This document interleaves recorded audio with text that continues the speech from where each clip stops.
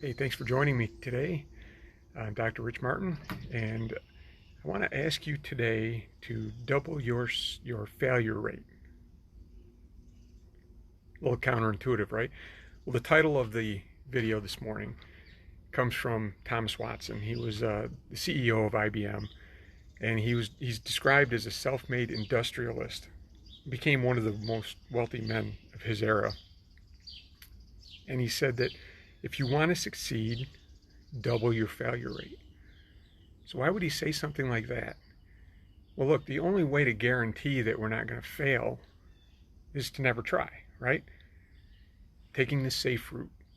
If we don't try, we don't fail. So what he's saying is that if we really want to succeed, we have to continue trying, even if that means failure, right? Failure sometimes thousands of times. It means we're taking chances and that we're stretching, that we're challenging ourselves if we're trying things, even if it means failure. And understand that every success story is kind of riddled with failure along the way, and failures that we don't necessarily even see, right? We see the successes and we tend not to see the failures that came prior to the successes. I mean, think of the famous Walt Disney.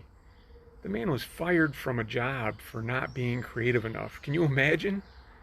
Can you imagine being the employer that fired Walt Disney?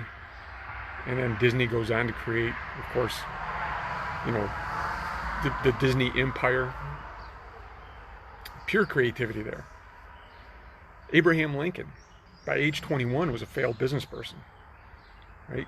He failed at attempts at election when he was 22, when he was 34, when he was 45, 47, 49. These are all failed election attempts.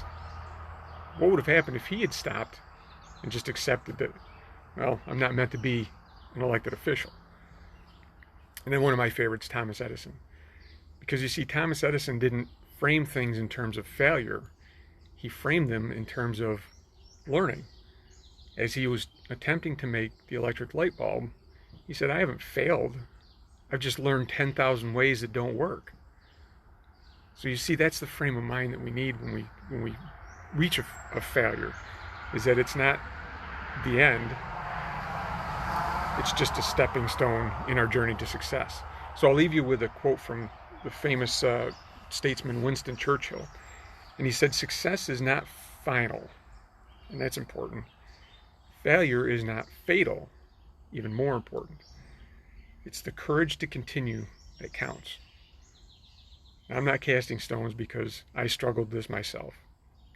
But I encourage you to continue to challenge yourself, to continue to attempt and keep trying and keep failing and keep learning.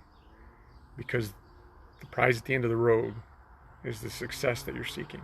So thanks for joining me, and I hope to see you at another Mindful Minute with Dr. Rich Martin. Have a great day.